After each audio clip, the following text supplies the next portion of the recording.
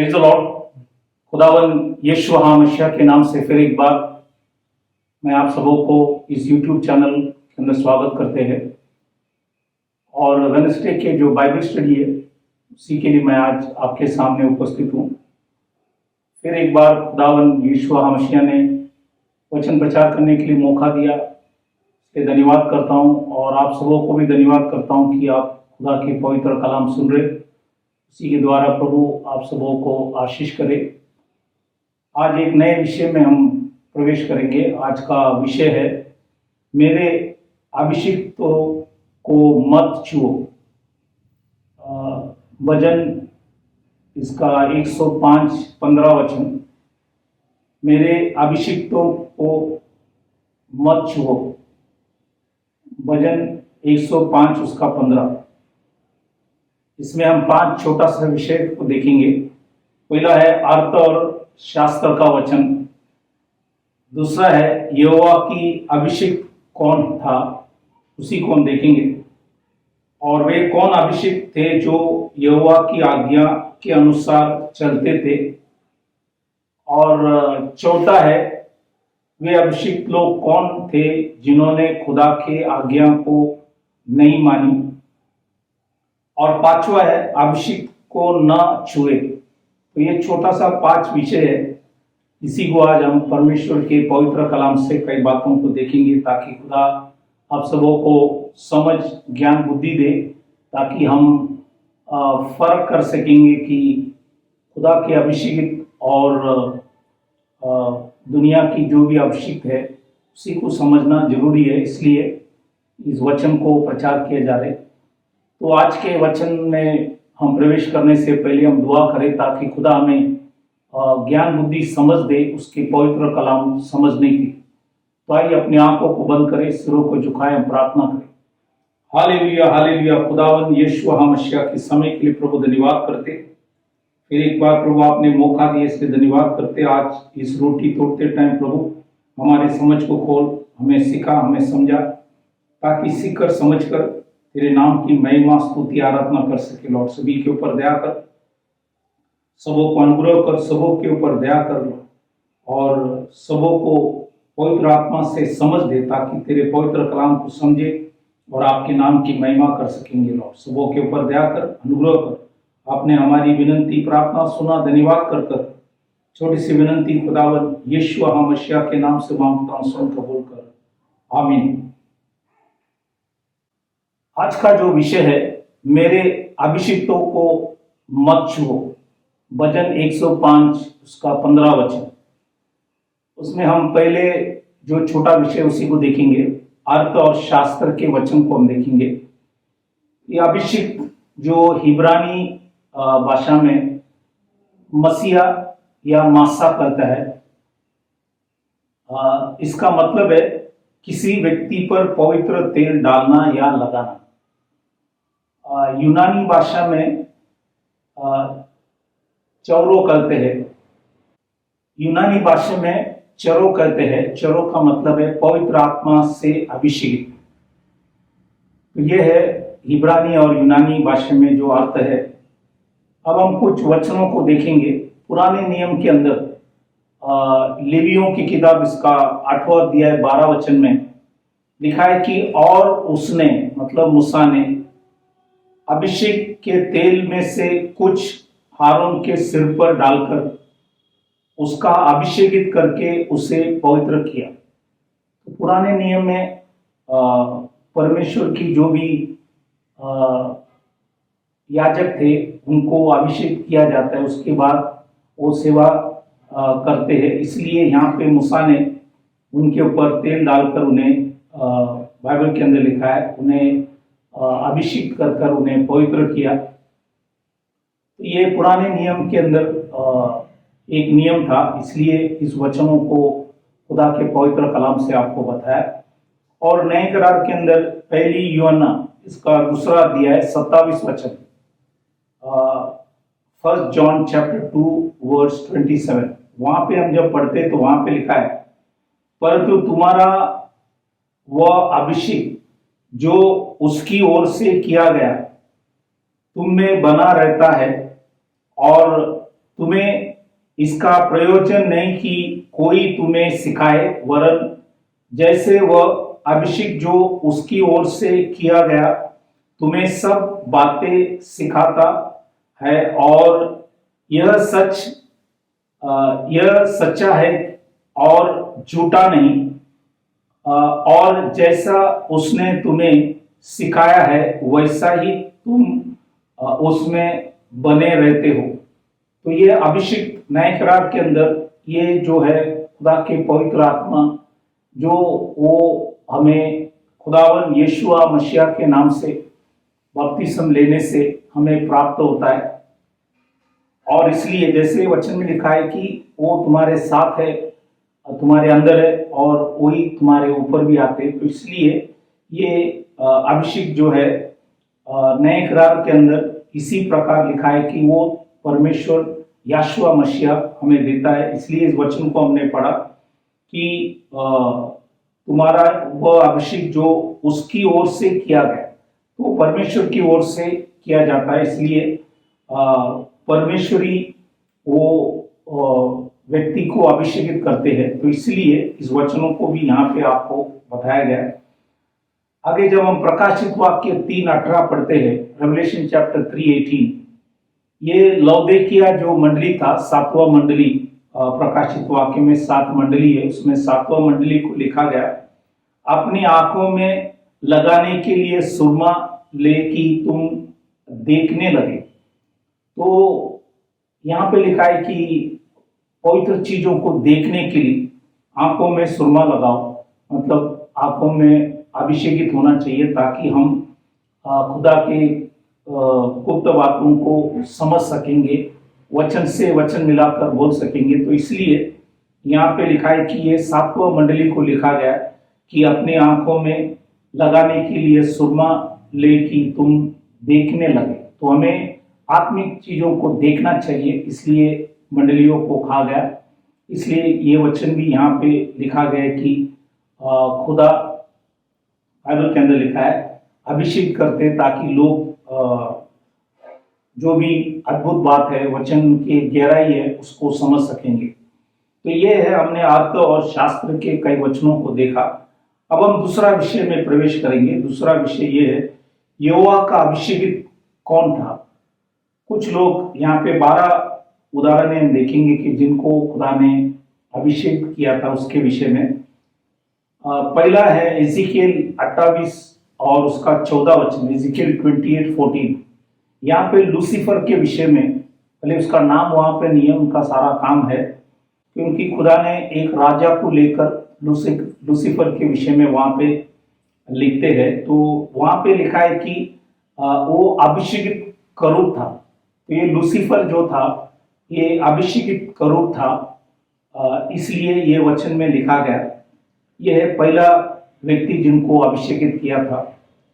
दूसरा उदाहरण जो है पहली शमूएल 15वां अध्याय पहला वचन में सौल राजा को भी अभिषेकित किया था। उस समय तक खुदा उनका राजा था, लेकिन लोगों ने कहा अन्य देश में सब राजा है तो हमें भी राजा चाहिए। इसलिए लोगों की मांग से परमेश्वर ने सौल को नियुक्त किया था और शमूएल ने तेल डालकर उन्हें अभिषेकित किया। इसलिए ये था दूसरा व्यक्ति जो बाइबल के अंदर है। तीसरा जो है वही पहले शमूएल, इसका 16वां अध्याय 13 वचन में दाऊद को भी अभिषेकित किया गया और वो भी शमूएल ने तेल डालकर उन्हें अभिषेक किया गया। ये है तीसरा उदाहरण जो पवित्र कलाम के अंदर हमें दिखने में आएंगे। चौथा जो है पहला राजा पहला अध्याय 39वां वचन, 1 किंग चैप्टर 1 वर्स 39। यहाँ पे सुलेमान राजा को भी अभिषेकित किया गया, क्योंकि उस समय अदोनिजा राजा बनने के लिए कोशिश कर रहे थे। इसलिए नेतन नबी ने जाके दाऊद राजा से पूछा आपकी जगह पे कौन है, तो दाऊद राजा ने उनको बताया वो सुलेमान है। इसलिए उसी को भी वहां पे अभिषेकित किया गया। इसलिए ये चौथा उदाहरण खुदा के पवित्र कलाम से हमने आपको बताया। पांचवा जो है पहला राजा 19वां अध्याय 15 और 16 वचन, 1 किंग चैप्टर 19 वर्स 15 एंड 16। यहाँ पे 3 लोगों की अभिषेक किया गया। पहला था अजाजेल। अजाजेल ये जो था आराम की राजा था, किंग ऑफ सीरिया। और दूसरा था येहू, वो इज़राइल का राजा, उनको अभिषेकित किया गया। तीसरा जो था एलिशा, उनको नबी करके अभिषेकित किया गया। तो ये है चौथा, पांचवा, 6 और 7। 5 था अजाजेल, छठवा है येहू और 7वां है एलिशा। तो इन सबों को भी अभिषेकित किया गया। तो 7 उदाहरण बाइबल से अब हम आपको बताया। 8वां जो है एशिया के पुस्तक 45वां अध्याय पहला वचन, आइजिया चैप्टर 45 वर्स 1। यहाँ पे कुशरू जो फारस का राजा था, इनको खुदा ने इसलिए चुना गया कि उनके समय में उन्होंने इजरायलियों को आज्ञा दिया परमेश्वर के मंदिर दोबारा बनाने के लिए।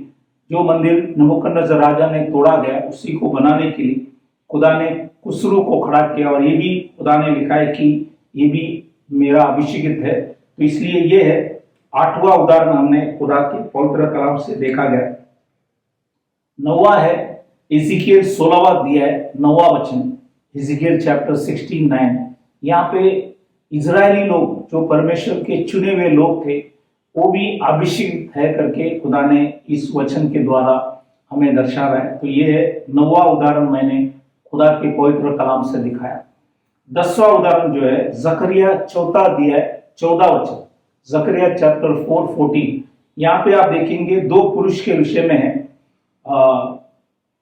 वहां पे लिखा है कि उन्हें तेज तेल से भरे हुए, तो तेज तेल से भरे हुए इनको अभिषेकित किया गया।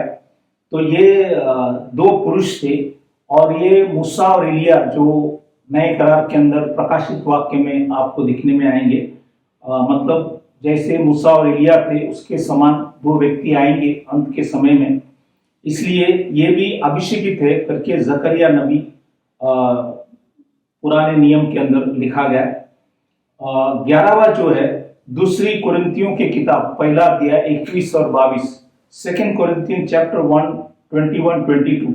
यहाँ पे अन्य जाति में से जो विश्वास योग्य लोग हैं, विश्वास करने वाले जो लोग थे, वो सभी लोग भी खुदा ने उनको भी अभिषेकित किया था। तो इजराइल को भी अभिषेकित किया है और अन्य जाति के लोगों को भी खुदा ने अभिषेकित किया है। इसलिए यह 11वां उदाहरण आपको बताया गया। 12वां जो उदाहरण है वो एशिया इसका 61 वचन जो है आइजिया 61। यहाँ पे इसका पहला वचन जब हम पढ़ता है और नए करार में लूका की किताब 4 अध्याय 18 वचन, दोनों वचन जब पढ़ेंगे, स्वयं खुदावन यीशुआ मसीह को भी अभिषेकित किया गया। परमेश्वर ने स्वयं उन्हें अभिषेकित किया गया। इसलिए बाइबल के अंदर लिखा है, जब मैं कहूंगा कि परमेश्वर ने अभिषेकित किया, वो दूसरा व्यक्ति नहीं, तीसरा नहीं, वो एक ही व्यक्ति है। परमेश्वर जो स्वयं खुदावन यीशु मसीह था, वो अभिषेकित थे। इसलिए 12वां उदाहरण मैंने आपको खुदा के पवित्र कलाम से बताया। तो ये 12 उदाहरण जो हमने देखा कि ये सभी लोगों को खुदा ने अभिषेकित किया था। अब हम तीसरा विषय में प्रवेश करेंगे। वे कौन अभिषेकित थे जो यहोवा की आज्ञा के अनुसार चलते थे। कई लोगों के विषय में हम देखेंगे। पहला जो था दाऊद के विषय में, पहला राजा 14वां अध्याय 8वां वचन में लिखता है, जो मेरी आज्ञाओं को मानता और अपने पूर्ण मन से मेरे पीछे पीछे चलता और केवल वही करता था जो मेरे दृष्टि में ठीक है। तो ये दाऊद राजा अभिषेकित था और परमेश्वर के वचन के आधार पर आज्ञा के अनुसार जीवन भर वो चलते गए। इसलिए इनके विषय में यहाँ पे हमें बताया कि ये दाऊद अभिषेकित था जो यहोवा की आज्ञा को के अनुसार चलते थे। दूसरा जो उदाहरण है, ये दूसरा राजा 2 अध्याय 15 वचन, 2 किंग चैप्टर 2 वर्स 15। यहाँ पे लिखा है कि एलिया में जो आत्मा थी वही एलिशा पर ठहर गई है। तो एलिशा के ऊपर भी वही आत्मा बाइबल के अंदर लिखा है, तो ये भी बाइबल के अंदर लिखा है ये भी अभिषेक थे, तो इसलिए इन्होंने भी खुदा के पवित्र कलाम के अनुसार सारा सेवकाई उन्होंने किया गया, इसलिए ये दूसरा उदाहरण आपको बताया गया है। तीसरा जो है एशिया की किताब 44 और उसका 28वां वचन, एशिया चैप्टर 44:28, यहाँ पे खुशरू राजा के विषय में लिखा है कि जो खुशरू के विषय में कहता है वह मेरा ठहरा हुआ चरवा है और मेरी इच्छा पूरी करेगा। तो ये जो खुशरू राजा ये भी अभिषेकित थे और कहा कि ये भी मेरी जो भी इच्छा है इसको पूरा करेगा, इसलिए ये दाऊद और एलिशा और यहाँ पे हमने देखा कि खुशरू इन्होंने खुदा के आज्ञा के अनुसार चलते थे। ये तीसरा उदाहरण हमने देखा। चौथा जो है स्वयं खुदावन यीशुआ मसीहा है, इसलिए यूहन्ना के 12वां अध्याय है उसका जो वचन है 49 और 50 वचन हम जब देखेंगे, यूहन्ना 12वां अध्याय 49 और 50, यहाँ पे लिखा है क्योंकि मैंने अपने ओर से बातें नहीं की परंतु पिता जिसने मुझे भेजा है उसी ने मुझे आज्ञा दी है कि क्या क्या कहूं और क्या क्या बोलूं, और मैं जानता हूं कि उसकी आज्ञा अनंत जीवन है, इसलिए मैं जो कुछ बोलता हूं वह जैसा पिता ने मुझसे कहा है वैसा ही बोलता हूं। तो इसलिए यहाँ पे यीशुआ मसीहा भी अपने मन से कुछ नहीं किया, परमेश्वर की आत्मा ने जो पिता है उन्होंने जो उनको बताया गया उसी के अनुसार वो करते गए। इसलिए हमने यहाँ पे 4 उदाहरणों को खुदा के पवित्र कलाम से देखा कि ये चारों अभिषेक थे जो खुदा के आज्ञा के अनुसार चलते थे। अब हम चौथा विषय में हम प्रवेश करेंगे। चौथा विषय ये है वे अभिषेकित लोग कौन थे जिन्होंने खुदा की आज्ञा नहीं मानी। हमने जो लोग माना उनके बारे में देखा, अभी हम देखेंगे जो नहीं मानी उनके विषय में हम देखेंगे। उसमें पहला उदाहरण है लूसीफर स्वयं। यूहन्ना 8वां अध्याय 44वां वचन जो है, जॉन चैप्टर 8:44, यहाँ पे लिखा है तुम अपने पिता शैतान से हो और अपनी पिता की लालसाओं को पूरा करना चाहते हो। वो तो आराम से लिखा है कि हत्यारा है और सत्य पर स्थिर न रहा, क्योंकि सत्य उसमें है ही नहीं। जब वह झूठ बोलता तो अपने स्वभाव ही से बोलता है, क्योंकि वह झूठा है वरन झूठ का पिता है। ये लूसीफर के विषय में, क्योंकि उसमें सत्य तो नहीं था और वो झूठ बोलते हैं और बाइबल के अंदर लिखा है वो झूठा है वरन झूठ का पिता है। तो एक उदाहरण हमने देखा। दूसरा जो है सौल राजा के विषय में, पहला इतिहास 10, 13 और 14, फर्स्ट क्रॉनिकल्स चैप्टर 10, 13 एंड 14। यहाँ पे लिखा है यो सौल उस विश्वासघात के कारण मारा गया जो उसने यहोवा से किया था, क्योंकि उसने यहोवा का वचन टाल दिया था। फिर उसने बुद्ध सिद्धि करने वाली से पूछकर सम्मति ली थी। उसने यहोवा से न पूछा था, इसलिए यहोवा ने उसे मारकर राज्य को यीशु का पुत्र दाऊद को दे दिए। तो यहाँ पे इन्होंने भी वचन के अंदर लिखा है सौल राजा विश्वासघात किया और खुदा के आज्ञा को न माना, जो उनको बताया गया उनके वचन के आधार पर नहीं चले और इसलिए आखिरी में वो बुत सिद्धने वाली करने वाली उनके पास भी चले गए। तो ये दूसरा उदाहरण हमने देखा कि सौल भी खुदा की आज्ञा नहीं मानी। तीसरा उदाहरण है सुलेमान जो राजा था, उनके विषय में भी लिखा है। पहला राजा 11वां अध्याय 4वां वचन, फर्स्ट किंग चैप्टर 11 वर्स 4, यहाँ पे लिखता है, अंत जब सुलेमान बूढ़ा हुआ तब उसकी स्त्रियों ने उसका मन पराया देवताओं की ओर बहका दिया और उसका मन अपने पिता दाऊद के समान अपने परमेश्वर यहोवा पर पूरी रीति से लगा न रहा। तो ये दाऊद के समान उनका बेटा सुलेमान जिनको राजा बनाया था, खुदा ने उनको काफी समझ ज्ञान बुद्धि सब दिए थे और उन्हें बढ़ाया, उन्हें प्रभु ने आशीष किए, लेकिन फिर भी अंत के समय में वो खुदा के पवित्र कलाम से हट गए। तो ये तीसरा उदाहरण मैंने बताया कि इन्होंने भी अभिषेकित होने पर भी खुदा के आज्ञाओं को नहीं मानी। चौथा जो है ये भी दाऊद का बेटा है, एब्सलोम।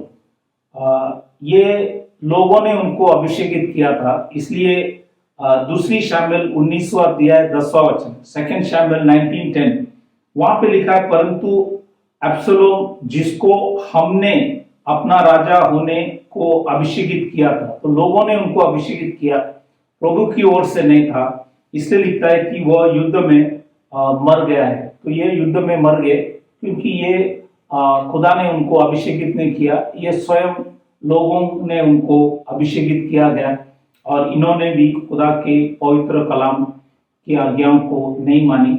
ये चौथा उदाहरण आपको बताया। पांचवा जो है नए करार के अंदर मत्ती के सुवर्तमान 24वां अध्याय 5वां वचन में लिखता है, मैथ्यू चैप्टर 24 वर्स 5, क्योंकि बहुत से ऐसे होंगे जो मेरे नाम से आकर कहेंगे मैं मसीह, यहाँ पे लिखा है मैं मसीह का यूनानी भाषा में उसका अर्थ है अभिषेकित, मतलब मैं मसीह हूं, मतलब मैं अभिषेकित हूं, और बहुतों को भरमाएंगे।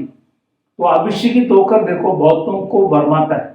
इसलिए आज बहुत से लोग आज उठ खड़े हुए और लोगों से कहता है कि मैं अभिषेकित हूं और गलत वचन को प्रचार करते हैं, जो प्रेरितों ने नहीं प्रचार किया वो सारी चीजों को प्रचार कर रहे। जैसे काफी लोग खड़ा होकर कहता है कि परमेश्वर तीन है, वो तृत्व है, और बाप पुत्र पवित्र आत्मा के नाम से बपतिस्म देते, या बच्चे के बपतिस्म, या झंडे के नीचे बपतिस्म, और ये सारी चीजों को लोग करते हैं। और बहुत से शिक्षण जो कहता है कि अगर अन्य भाषा में नहीं बोले तो तुम्हें पवित्र आत्मा नहीं है, ऐसी बहुत से शिक्षणें हैं। ये अंत के समय के विषय में मत्ती के सुवर्तमान में लिखा गया, क्योंकि बहुत से मतलब अनगिनित, आप गिन नहीं सकता है, अनगिनित आएंगे और अनगिनित को भरमाएंगे।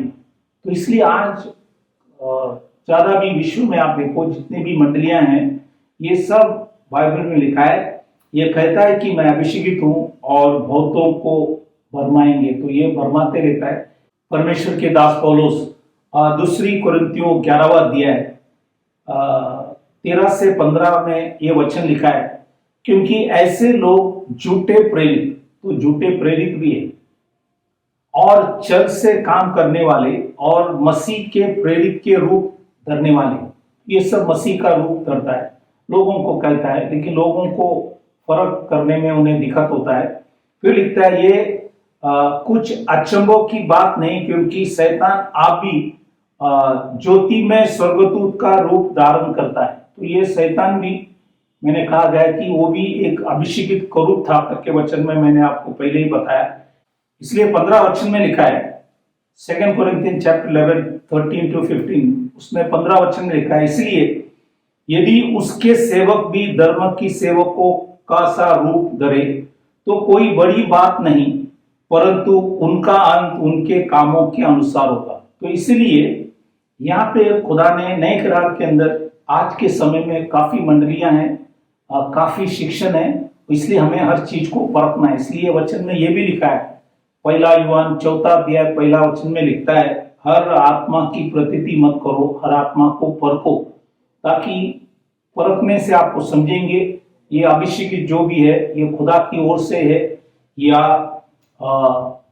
अपनी ओर से है, ये बातों को अच्छे से समझ सकेंगे। तो इसलिए इन लोगों के उदाहरण हमने देखा कि लूसीफर, सॉल थे, सुलेमान थे, अब्सलोम थे, और नए करार के अंदर बहुत से बाइबल के अंदर लिखा है ऐसे आएंगे जो मेरे नाम से आकर, वो भी मेरे नाम से, मतलब यीशु को ही प्रचार करेंगे, लेकिन कहेंगे कि मैं अभिषेकित हूं, लेकिन बहुतों को भरमाएंगे। इसलिए हम इस बातों के ऊपर ख्याल करें।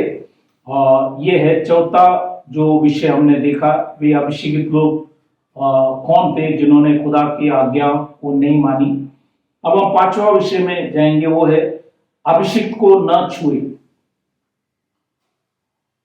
इसी के विषय में कई उदाहरणों को हम देखेंगे। पहला शमूएल 26वां अध्याय 9 और 10, फर्स्ट शमूएल चैप्टर 26 9 एंड 10। ये सॉल और दाऊद के विषय में, दोनों भी अभिषेकित था, लेकिन सॉल राजा काफी समय दाऊद के पीछे लगातार उनको मारने के लिए 2 बार उन्होंने 3000 लोगों को लेकर पीछा किया, लेकिन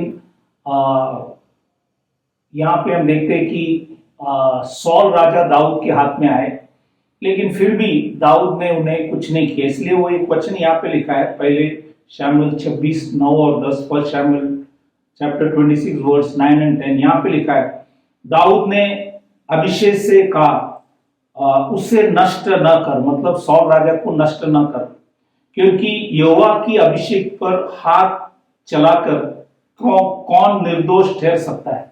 लिखता है कि कौन, दाऊद राजा पूछता है कौन निर्दोष ठहर सकता है। फिर दाऊद ने कहा, यहोवा के जीवन की शपथ, यहोवा ही उसको मारेगा, पहला चीज, या वह आप मृत्यु से मरेंगे, वो स्वयं मृत्यु से मरेंगे, या तीसरा जो है, या वह लड़ाई में जाकर मर जाएंगे। तो लिखता है कि ये प्रभु करेंगे। इसलिए दाऊद राजा ने जान लिया था कि सॉल राजा अभिषेकित है, इसलिए दाऊद के हाथ में सॉल आने पर भी उन्होंने उनको हाथ में लिया, और इसलिए उन्होंने अभिषेक से कहा उनको नष्ट न करना। इसलिए नए पुराने नियम के अंदर भजन संगीता इसका 2 अध्याय 2 से 5 वचन जब पढ़ेंगे, ये नए करार में भी वचन है कि यहोवा और उसके अभिषेक के विरुद्ध पृथ्वी के राजा मिलकर और हकीम आपस में सम्मति करके कहते हैं, आओ हम उनको उनके बंधन तोड़ डालें और उनकी रस्सियों को अपने ऊपर से उतार फेंके। वह जो स्वर्ग में विराजमान है हंसेंगे, मतलब परमेश्वर स्वर्ग में बैठ के हंसेंगे, क्योंकि ये दुनिया की राजा है और हकीम सभी लोग अभिषेक के विरुद्ध खड़ा है, और ये आज भी है, कल भी थे। और लिखता है कि प्रभु स्वर्ग में विराजमान होकर हंसेंगे। बाइबल के अंदर लिखा है, प्रभु उनको थट्टे में उड़ाएंगे, तब वह उनसे क्रोध में बातें करेंगे और क्रोध में आकर उन्हें घबरा देंगे। तो परमेश्वर ही उनको घबरा देंगे। और ये नए करार के अंदर भी जब काफी लोग पत्रोस और यूहान के विरुद्ध जब आए, तब बाइबल के अंदर लिखा है परमेश्वर ही उनको गमालियल को ले आकर उनको समझाए, और जो लोग ने सोचा था कि इनको मार डालना है वो उन्होंने नहीं किया। तो इसलिए वचन में लिखा है कि अभिषेक को न छुए। परमेश्वर लिखता है कि वचन में बदला लेना मेरा काम है, इसलिए हम परमेश्वर के हाथ में हर चीज को छोड़ दे। हाँ, हम जो गलत है उनसे बहस कर सकता है, उनको समझा सकता है, लेकिन उनके विरुद्ध कोई भी कार्रवाई न करना, क्योंकि अगर परमेश्वर ने उन्हें भी अभिषेक किया, लेकिन अगर उन्हें सच्चाई की समझ नहीं है तो हमें उनके ऊपर कोई कार्रवाई करना नहीं। इसलिए मैंने कहा अभिषेक को न छुए। तो इसलिए ये 5 जो विषय आज हमने खुदा के पवित्र कलाम से देखा गया, इसलिए वचन में लिखा है कि मेरे अभिषिक्तों को मत छुओ। ये वचन हमने 5 विषय जो था, ये सारी चीजों को हमने खुदा के पवित्र कलाम से देखा। तो इसलिए हम वचन को अच्छे से परखे, क्योंकि ब्रह्म की आत्मा भी दुनिया में है और ये लोगों को सही वचन से हटा रहे। इसलिए इस अंतिम समय के अंदर ख्याल करना बहुत जरूरी है, ताकि जो सत्य है उसी को माने और जीवन भर वो चीज करे जो खुदा की दृष्टि में योग्य और सत्य है। तो प्रभु इस वचनों से आप सबों को आशीष करे। हम विदा होने से पहले उन सभी के लिए हम प्रार्थना करें जो आज दुखित, बीमार, तकलीफ, परेशानी, अलग अलग समस्या में फंसे, उन सभी के लिए हम दुआ करें। तो आइए अपनी आंखों को बंद करें, सिरों को झुकाएं, हम प्रार्थना करें। Hallelujah, hallelujah. खुदावंद यीशु मसीह के समय के लिए प्रभु धन्यवाद करते। जो भी वचन आपने हमें दिए, उस वचन को आपने जो भी समझाया प्रभु आपकी आत्मा से, इसलिए हम आपको धन्यवाद करते। प्रभु सुनने वाले सुनाने वाले दोनों के ऊपर दया कर, अनुग्रह कर, सबों को समझ दे ताकि हम फर्क कर सके और हर आत्मा से हम लौट परखे कि परमेश्वर की ओर से है या नहीं है। इसलिए प्रभु हमारे ऊपर भी दया कर, अनुग्रह कर। विशेष करके आज हम जो भी बीमार, तकलीफ, परेशानी, संकट, मुसीबत, अलग अलग समस्या में, उन सभी के लिए हम प्रार्थना करें। खुदा उन सबों को तो आशीष कर, उनके ऊपर दया कर, अनुग्रह कर। लॉर्ड, आपने खाए फटके से उन्हें चंगाई कर, आपने भाई और लोग से उनकी सारी अपराधों को क्षमा कर और सबों को शक्ति, सामर्थ्य, हिम्मत दे। सबों को तेरे मार्गों में, तेरी इच्छा से उन्हें चला कर। सभी के ऊपर दया कर। आपने हमारी विनती, प्रार्थना सुना। धन्यवाद कर कर छोटी सी विनती खुदावन यीशु मसीह के नाम से मांगता, सुन कबूल कर। आमीन। तो फिर एक बार खुदावन यीशु मसीह को धन्यवाद करता हूँ। आप सबों को भी धन्यवाद करता हूँ कि आप खुदा के पवित्र कलाम सुन रहे। प्रभु इस वचन के द्वारा आप सबों को आशीष करे, आशीर्वाद करे। ये हफ्ते अनोखा पर्व भी है, उसी के लिए भी प्रार्थना करें कि प्रभु सबों को अंधेरे से निकाल कर उजाले में ले आए। और ये समर्पण का एक पर्व है, इसलिए परमेश्वर को हम धन्यवाद करें कि हम भी अपने जो शरीर है, जो परमेश्वर का मंदिर है, उसको भी हम पवित्र रखें, उसको हम सुधारें और हमारे बोलने चलने हर चीज में खुदा की स्वभाव हमारे अंदर भी होना चाहिए। तो इस वचनों से प्रभु आप सबों को आशीष करे। Thank you very much. God bless you. Praise the Lord.